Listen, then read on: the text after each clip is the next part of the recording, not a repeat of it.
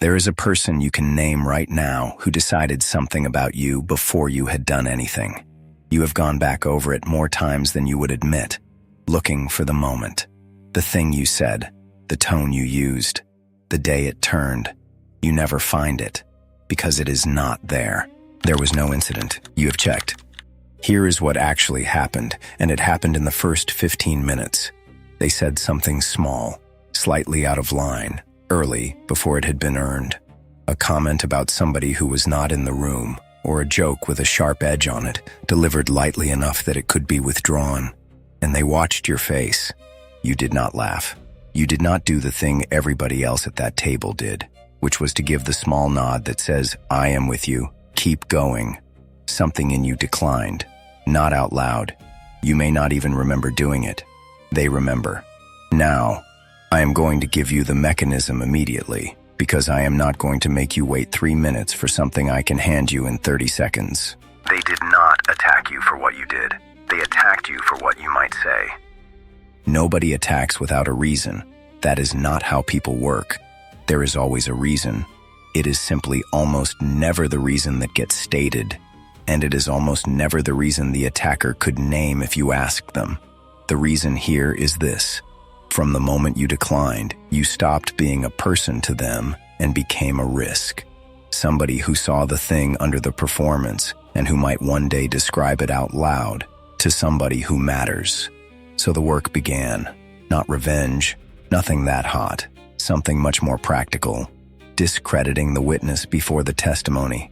And once you understand that sentence, the entire last 20 years of your life stops being confusing. Every version of you that circulated, every story that arrived somewhere before you did, every group where the temperature was already set by the time you walked in. If this has happened to you in more than one place, leave one word below. Everywhere. Just that. I want to see how many of you have counted it. By the end of this record, you will know why the story about you always starts before the conflict. The 3 tests you have been failing your whole life without knowing they were tests. Why they keep you close instead of cutting you off. And the one question that decides whether the instrument you have is protecting you or has quietly become something else. Almost everybody has the sequence backwards, and getting it right is what ends 20 years of self-interrogation. You believe the campaign started after something. You have been searching your own history for the trigger, because a reason would mean it was fixable, and fixable is easier to live with than arbitrary. Go back further than the thing you keep landing on. If you look honestly at any of these situations, the job, the group, the family, the person you were thinking about in the first 30 seconds of this video, you will find that the version of you was already in circulation before there was a single incident to explain it. There was no fight. There was no betrayal. There was a period of ordinary contact. And then there was a story. The story arrived before the conflict. That is the whole case. Anger does not work like that. Anger reacts. It needs an event first. It burns hot, and then it burns out. What you have lived does not burn out. It maintains itself for years, patiently, at low temperature. That is not anger. That is a precaution. And a precaution is only ever taken against something that has not happened yet.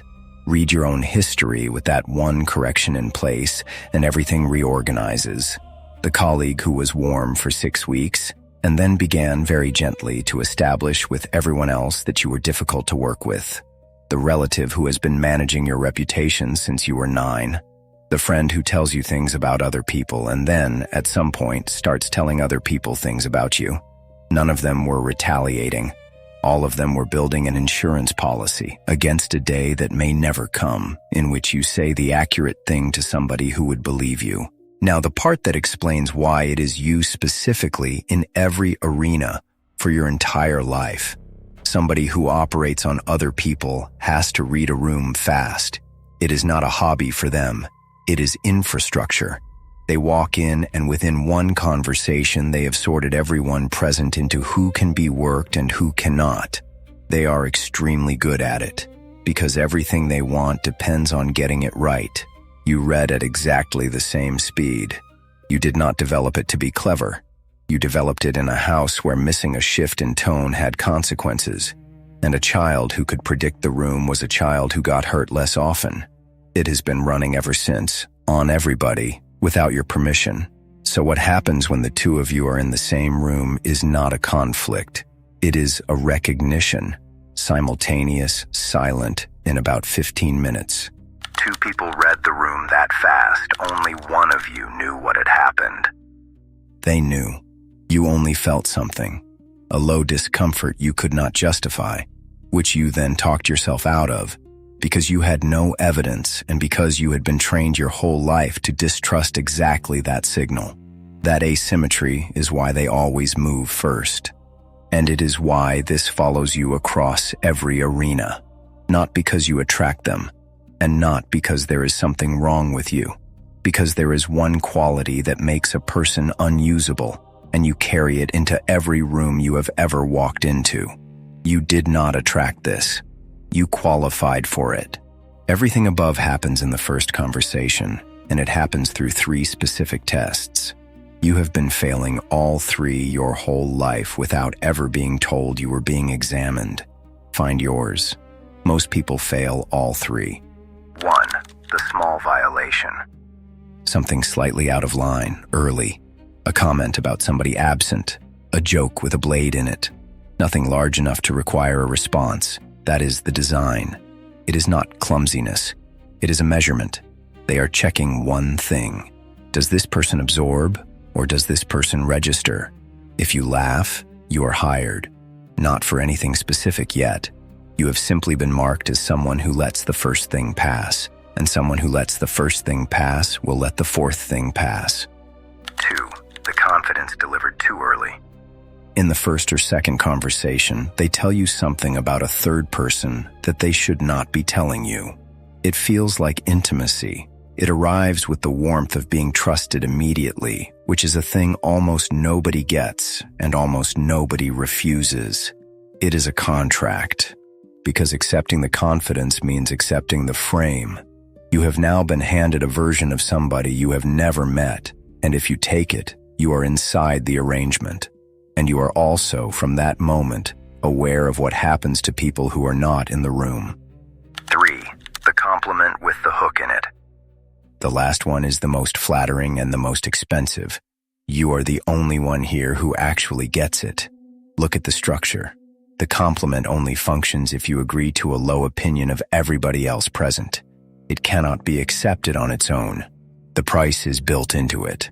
Every person who accepts that sentence has just signed something, and most of them never notice because it arrived as praise. You fail all 3, and you fail them without deciding to. Not because you are virtuous. I am not going to sell you that. Because the instrument does not switch off. You register the violation, the frame, and the hook in real time, and something in your face does not perform the agreement. And here is the cost, which is the part you have actually been living.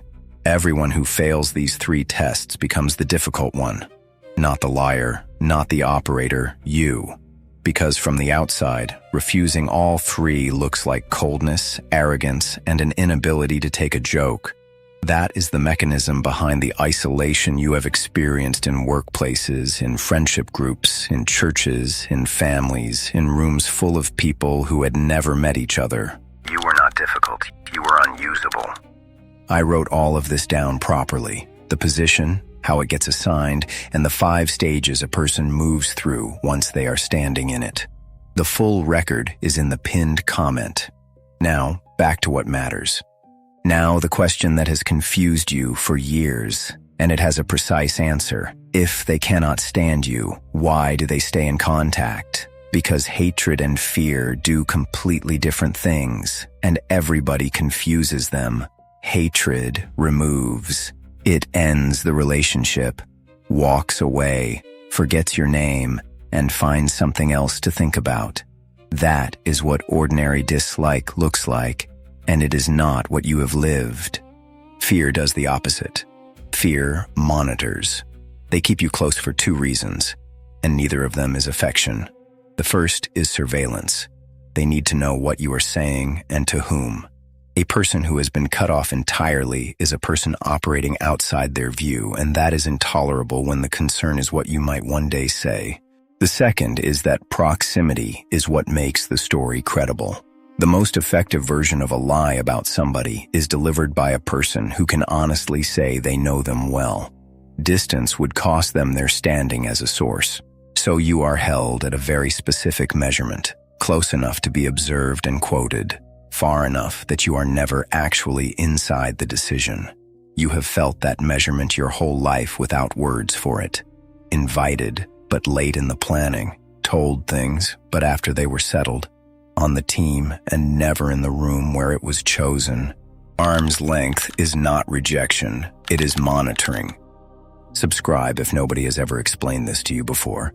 What comes next is the part that turns this around, but I have to complicate it first, and you are not going to enjoy that part.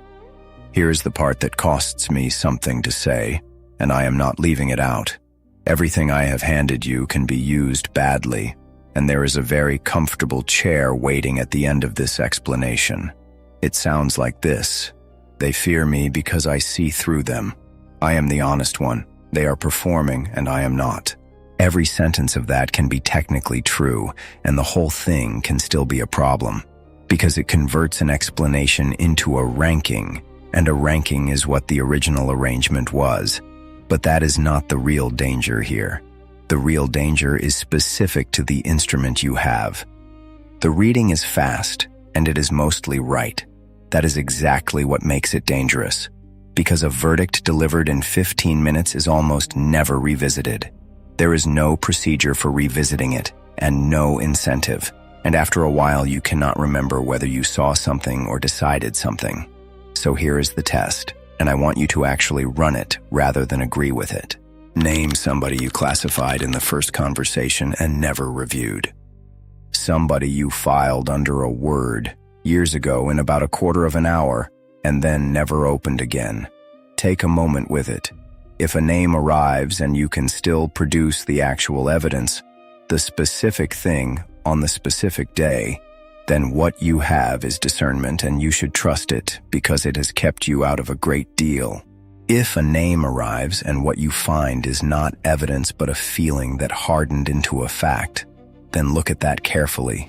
You gave that person no opportunity to disprove anything because you never told them there was a case, which is the exact thing that was done to you. Same procedure. Verdict first, evidence assembled afterward, defendant never informed. The mirror and the courtroom feel identical from inside. You do not stop being accurate by admitting that. You stop being something else. One more thing, and it is what I came here for. You are going to be told to protect yourself. Cut them off. Go gray. Give them nothing. Build the wall higher and wait for them to lose interest. That advice fails, and you already know it fails because you have done it. You left the job, the group, the city, and within a year, the same shape assembled itself around you in a place where nobody had ever heard your name. It fails because it treats the instrument as a defense. It is not a defense. It is not a shield. It is an instrument. Look at what is actually in your hands. Their reaction was never noise. It is a readout. Any place a person responds to you out of proportion to what you did is a place where something is buried, and you have been receiving that signal since childhood, with an accuracy nobody taught you and nobody paid for. You do not have to expose anybody. You do not have to prove anything or win the argument or get the room to finally see it. That project is what has cost you 2 decades, and it has never once worked. What you do with it is simpler and much colder. You use what their reaction told you. In a negotiation, when somebody gets strange about one specific clause. In a hire, when the warmth changes temperature at one particular question. In a partnership, in a deal, in every room you will walk into for the rest of your life. They handed you a map of what they are hiding for free by reacting. That is what the whole thing was for. Not to make you safe, to make you early. There is an old account of a man taken in for judgment, and the detail worth noticing is not the trial. It is a single line about what happened first. They went looking for false testimony in order to put him to death. The order is in the sentence. The verdict came first. Then they went out and found people to confirm it. Whoever wrote that down had watched this exact mechanism operate 2,000 years before there was such a thing as an office. It was old then. They were never afraid of what you would do. They were afraid of what you could see. I rewrote the section about keeping you close 4 times. Every version I liked had the same problem, which is that it made them sound like strategists, people sitting down and deciding to run a campaign. And the honest answer is that most of them are not doing that. They feel a discomfort around you, and they say something to somebody, and then something else, and if you asked them directly whether they were working against you, they would deny it, and they would not be lying. I could not find a way to write that which is satisfying, because it is not satisfying. There is no meeting where it was decided. There is nobody to confront. There is only a kind of weather that follows you through a room. The closest I got is this. You are allowed to stop trying to make a thing conscious inside somebody who is working very hard not to have it. If you recognized your own rooms in this, say so below. That is enough. The next record goes into what happens to the ones who never get read, the people who spend 40 years inside the arrangement and are never told what it was. Together, we are stronger.